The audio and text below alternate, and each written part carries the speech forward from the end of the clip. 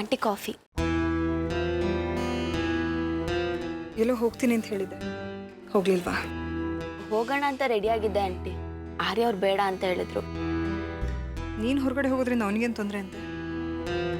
ಏನೋ ಗೊತ್ತಿಲ್ಲ ಆಂಟಿ, ಆದರೆ ಹೊರಗಡೆ ಎಲ್ಲೂ ಓಡಾಡ್ಬೇಡ ಅಂತ ಹೇಳಿದ್ರು. ಯಾಕಂತೆ?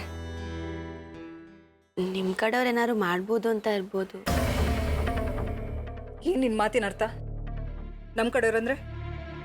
ಆಂಟಿ ಅದು ಹೇಳು, ನಿನ್ನ ಮನಸ್ಸಲ್ಲಿ ಏನಿದೆ ಅನ್ನೋದು ಗೊತ್ತಾಗ್ಲಿ. ಆದಿತ್ಯ ಸರ್ ಕಡೆಯವರು. ಸ್ವಾತಿ, ಇವತ್ತು ನೀನು ಈ ಮನೇಲಿ ಇರೋದಕ್ಕೆ ಕಾರಣ ಆದಿತ್ಯ ಅನ್ನೋದನ್ನ ಮರಿಬೇಡ. ಸುಮ್ಮನೆ ಅಂದಮೇಲೆ ಅನುಮಾನ ಪಡ್ತಾ ಇದೆಯಲ್ಲ, ನಾಚಿಕೆ ಆಗಲ್ವಾ ನಿನಗೆ? ಎಲ್ಲರೂ ಸೇರ್ಕೊಂಡು ನನ್ನ ಮಗನ ಮೇಲೆ ಗೂಬೆ ಕೂರಿಸ್ತಾ ಇದ್ದೀರಾ? ಆಂಟಿ, ಆದಿತ್ಯ ಸರ್ ಮೇಲೆ ಅನುಮಾನ ಪಡ್ತಿರೋದು ನಾನಲ್ಲ, ಆರ್ಯ ಅವರು.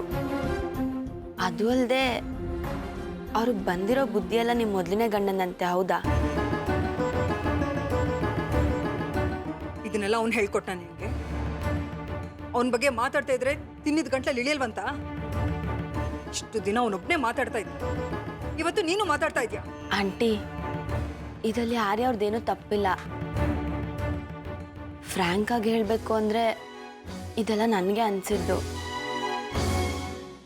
ಯಾಕಂದರೆ ಆದಿ ಸರಲ್ಲಿ ನಿಮ್ಮ ಗುಣ ಆಗಲಿ, ಸೂರ್ಯ ಸರ್ ತಾಳ್ಮೆ ಆಗಲಿ ಯಾವುದೂ ಕಾಣಿಸ್ಲಿಲ್ಲ.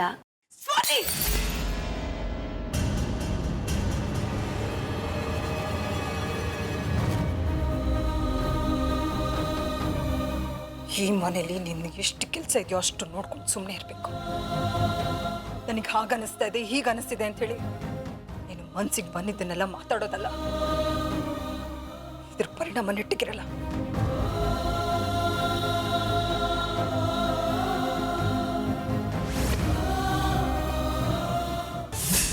ಹೇಳಿ ಶಶಾಂಕ್ ಅವರೇ, ಏನು ಯೋಚನೆ ಮಾಡಿದ್ರಿ?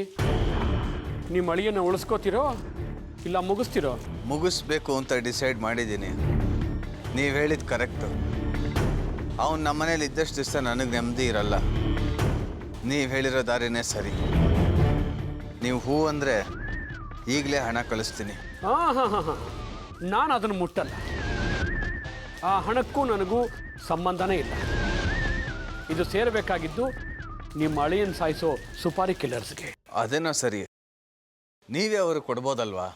ನಾನು ಹೇಳಿದ್ನಲ್ಲ ಶಶಾಂಕ್, ನಾನು ಆ ಹಣನ ಮುಟ್ಟಲ್ಲ. ಬಿಡದಿ ಹತ್ರ ಇರೋ ಕ್ವಾರಿ ಹತ್ರ ನೀವು ಹೋಗಿ, ಅಲ್ಲಿ ನಮ್ಮ ಹುಡುಗರು ಇರ್ತಾರೆ. ಆ ಹಣನ ನೀವು ಅವ್ರಿಗೆ ತಲುಪಿಸಿ, ನಿಮ್ಮ ಕೆಲಸ ಆಗತ್ತೆ. Okay sir. ಹಾಂ, ಇನ್ನೊಂದು ಮುಖ್ಯವಾದ ವಿಷಯ ಶಶಾಂಕ್, ನಾನು ಸೀಕ್ರೆಟ್ ಆಗಿ ಆ ಗ್ಯಾಂಗ್ ಜೊತೆಗೆ ಕನೆಕ್ಷನ್ ಇಟ್ಕೊಂಡಿದ್ದೀನಿ. ಯಾವುದೇ ಕಾರಣಕ್ಕೂ ಯಾರಿಗೂ ನೀವು ನಾನೇ ಅವ್ರನ್ನ ಪರಿಚಯ ಮಾಡಿಸಿದ್ದು ಅಂತ ಹೇಳ್ಕೊಡ್ದು. ಯಾಕೆಂದರೆ ಇದು ಭಾಳ ಸೆನ್ಸಿಟಿವ್ ವಿಷಯ, ಗೌಪ್ಯವಾಗೇ ಇರಬೇಕು.